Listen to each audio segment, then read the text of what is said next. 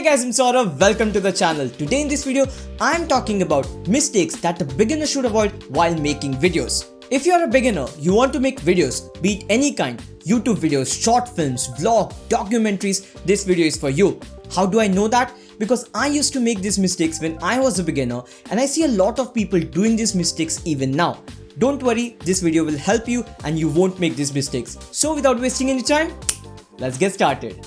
The first mistake is shooting in higher FPS in low light. When you're shooting at higher FPS, you have to use a faster shutter speed.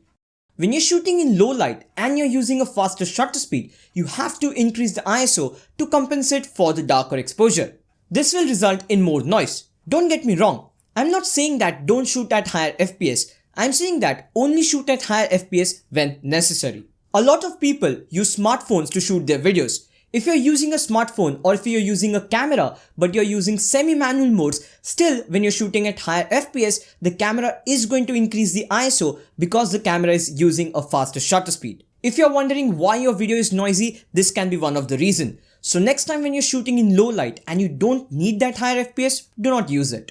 The next mistake is flickering in videos. You might have seen videos with flickering and you might wonder why does this exactly happen? Well, the answer is light, frame rate and shutter speed. The lights that we use at our homes are not a constant source of light. They turn on and off for a fraction of a second, but that is not visible to the naked eye. What you see in the flickering is exactly this. I won't go much into the scientific details, I will just tell you the solution.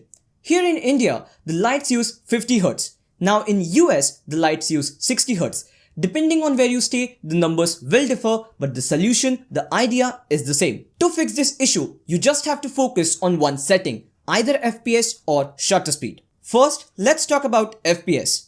These are the FPS that you can use irrespective of the shutter speed and you won't see any flicker. There's a bit of math involved, but I'm not getting into it. Again, as I said, let's only focus on the solution.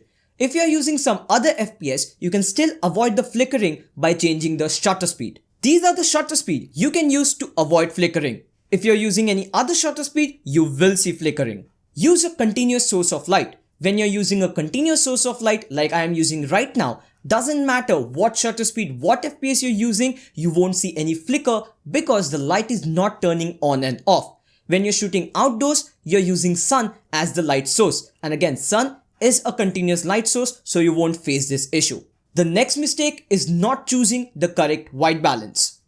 If you don't know what white balance is, I have a separate in-depth video about white balance, go and watch it later. Basically, white balance is used to get accurate colors. Now, when you're shooting in a controlled lighting situation like I'm shooting right now, I would prefer to shoot in a custom fixed white balance that gives you neutral colors. If you want to make it warm or cool, you can do that later in post. When you're shooting in auto white balance, the camera is continuously monitoring the scene, the light, the colors and changing the white balance accordingly to give you neutral colors. Now, if you're shooting outdoors where the light is changing continuously or you're moving from place A to place B where the lighting conditions are different, I would personally recommend to use auto white balance. The reason for it is, suppose you set the white balance according to place A, then you move to place B where the lighting conditions, the colors are very different, then it will look weird. Personally, I will use auto white balance at such times. Nowadays, auto white balance does a great job in getting accurate neutral colors, but auto white balance is not perfect. What I mean by that is, when I'm shooting in a controlled situation like this one, even if the lighting is the same, even if the colors are the same, the auto white balance can get tricked and it will change the white balance in the middle of the video. And that becomes extremely difficult to color correct and color grade in post-processing. Depending on the situation, you have to be very careful with the white balance and it will make your job as a videographer and as an editor very easy. Before we move to the next point, it's time to thank the sponsors of the video and that is Skillshare. I have been using Skillshare a lot, especially in this lockdown when I'm stuck at home. I have some free time, I thought let's learn some new things and upgrade my skills. Skillshare has a lot of online classes. Whatever you want to learn, be it photography, filmmaking, music, animation, Skillshare is the place to go. I recently finished a class by Simon Cade where he explains how to build a career in filmmaking.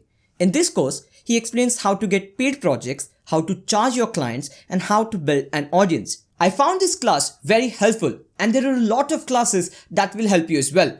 To check out Skillshare, click on the link in the description below. The first 1,000 people to click on the link in the description, you get a free Skillshare trial membership. If you're taking in yearly subscription, you have to pay less than 10 USD or 800 Indian rupees and you're getting unlimited access to all the courses. That is really amazing. I definitely would recommend Skillshare. The link is in the description. The next mistake is incorrect composition. This is the most frequent mistake I used to make as a beginner, and I have seen a lot of people doing it even now. I have a separate video about composition, one of my favorite videos till date. Definitely would recommend you to watch it if you haven't watched it yet. The composition techniques, tips, rules, guidelines, whatever you want to call it, is the same for photography and videography as well. After all, a video is just a collection of photos played one after the other. The important point to keep in mind is to get the composition right in camera. I say the same thing to me when I'm taking photos, but I'm more strict when I'm shooting videos. The reason for it is, when I'm shooting videos, I get lesser resolution compared to when I'm taking photos. Lesser resolution means less flexibility to adjust it in post. One small tip or hack from my side is always shoot a bit wide. Remember, the important word is just a bit, so that you get that extra flexibility in post. Even if you're shooting a stable video, you can zoom in, add some key points and add motion to your videos. If the composition is not exactly as you want it to be, you can still zoom in a bit and tweak the composition, especially if you're shooting in high resolution like 4K or 8K, because you will retain a lot of detail even if you crop into the video. I won't recommend to use this hack every now and then, but sometimes this can be helpful. The next mistake is over-relying on autofocus. I've seen a lot of videos where the subject is not in focus or the subject is in focus, but then the focus changes in between the video. That is very distracting, very unprofessional and doesn't look good at all. I've said it a lot of times in my previous videos as well, because I feel nailing the focus is the most important thing when you're shooting video. If the colors are not right, if the exposure is not right, you can still adjust it a bit in post. But if the subject is not in focus, you cannot do anything and basically the shot is not usable. Always, before you shoot the video, zoom in and check the subject is in focus. If the camera's autofocus is not good, always use manual focus. Even if your camera's video autofocus is good, it's not perfect. It's bound to fail at some point of time. The important point is to understand how good your camera's autofocus is and rely accordingly. If you over-rely on the autofocus and the autofocus fails, you will definitely regret. I have a separate video on focusing. If you find focusing difficult while shooting videos, go and watch that video. That's it from this video, guys. I hope you people enjoyed the video. I hope this video helped you and you won't make these mistakes in your next videos. I hope this video was helpful. If it was, press the like button. Subscribe to the channel if you're new to the channel for more such quality content. I'll talk to you guys in the next one. Bye.